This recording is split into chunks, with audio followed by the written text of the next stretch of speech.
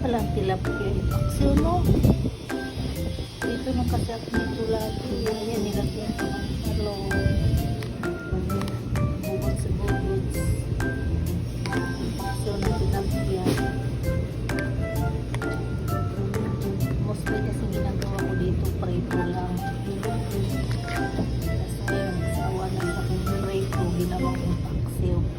Yan, masarap pala ang paksiw. Tapos lagyan ko siya ng chili powder. Paksiw na tilapia. Tilapia.